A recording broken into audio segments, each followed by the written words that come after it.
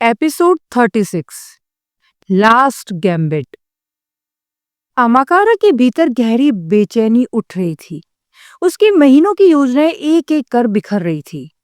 कभी उसने सोचा भी नहीं था कि स्टारलाइट एलायंस उसे न केवल मिस्ट्री पॉइंट से खदेड़ेगी बल्कि उसके रहस्यों तक पहुंचने का साहस भी करेगी। जावा, वो महान स्टोइकी आर्क, अब भी जीवन और मृत्यु के बीच झूल रहा था। इधर लावा की फ्लीट 62 भाले की नोक की तरह उसकी फ्लीट 75 को चीरती चली जा रही थी।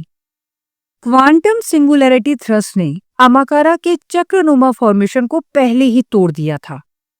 अब जो बचे कुचे क्यूसीजीबी यू फॉर्मेशन में संगठित थे, वे भी फ्लीट 62 के भाले जैसे आघातों से छिन्न भिन्न होने लगे थे। इधर एक और क्यूसीजीबी नष्ट हो गया था। अमाकारा की आंखों में अंगारे दौड़ उठे। नील और प्लाई भी सकते में आ गए थे। फ्लीट 62 अब अति घातक प्रहार कर रही थी, सटीक और महाघातक। यू फॉर्मेशन की नोक पर एक क्यूसीजीबी अभी अभी उनकी चपेट में आ गया था।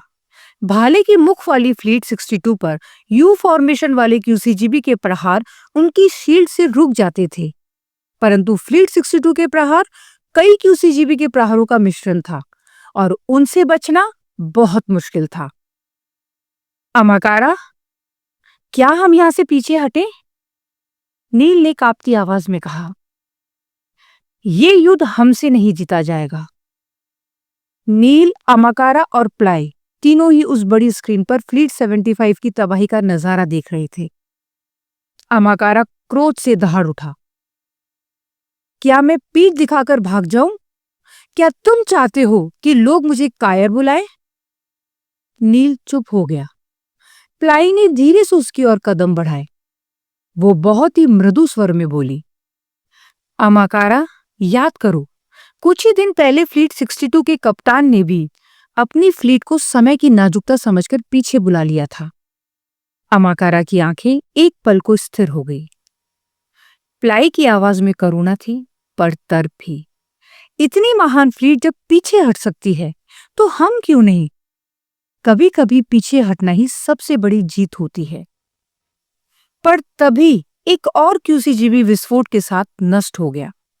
यू फॉर्मेशन की नोक के दोनों क्यूसीजीबी नष्ट हो गए थे।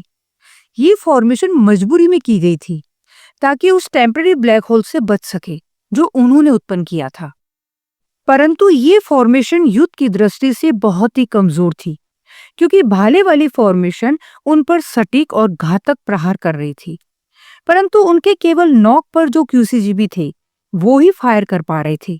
बाकी क्यूसीजीबी को फायर करने में बहुत ही दिक्कत हो रही थी। उनकी सटीकता इस फॉर्मेशन के कारण प्रभावित हो रही थी। फ्लीट 75 धीरे धीरे पराजय की खाई में धंस रहा था। अमाकारा का मस्तिष्क, जो एक लिविंग क्वांटम कंप्यूटर था, ऐसा लग रहा था कि अचानक निष्क्रिय सा हो गया हो। उसकी गणनाएं उसको नहीं बता पा रही थी कि वो अब क्या करे। उसकी सारी गणनाएं, सारे एल्गोरिदम धरे के धरे रह गए थे। पर ऐसा क्यों? अमाकारा कहाँ चूक गया था? क्यों एक सर्विलांस शिप के नष्ट होने पर पूरी फ्लीट 62 उसके पीछे पागल हो गई थी? उसने बनाशी से उत्तर मंगवाया था, परंतु वो मूर्ख उस फ्लीट 62 के कप्तान से उत्तर जानने की बजाय उसके ही रहस्य खोल रही थी। वो मूर्ख गोस्ट कैप्चरर किसी काम की नहीं थी। अमाकारा ने पहली बार महसूस किया कि उसकी कंप्यूटेशनल सुपरमेसी व्यर्थ हो चुकी थी। फ्लीट 62 और उन्होंने मिलकर उन्हें एक निर्णायक क्षति पहुंचा दी थी, और तभी उसके मुख्य जहाज पर एक प्रचंड झटका लगा। अलार्म बज उठे। रोबोट असिस्टेंट चीखा, सर, ये लुमीन है। उसने एक तारे की पूर्ण ऊर्जा हमारी ऊपर केंद्रित कर दी है। लुमीन अकेला ही अमाकारा के मुख्य जहाज की ओर तेजी से बढ़ रहा था। वो अंतरिक्ष में उड़ता हुआ आ रहा था। किसी प्रचंड सूर्य के समान उसकी आभा थी। वो अपनी इवेंट फॉल की शक्ति का आह्वान कर चुका था। निकटवर्ती तारों से प्लाज्मा रेडिएशन खींचकर उसने उसे एक फोकस स्टेलर लॉन्च में बदल दिया था। ये ऊर्जा इतनी प्रचंड थी कि यदि वो जारी रहती तो कुछ ही क्षणों में अमाकारा का मुख्य जहाज अपने एंटी ग्रेविटॉन शील्ड सहित चकनाचूर हो जाता। लूमिन की इवेंट फॉल की शक्ति किसी भी ग्रह को कुछ ही देर में नष्ट करने की क्षमता रखती थी।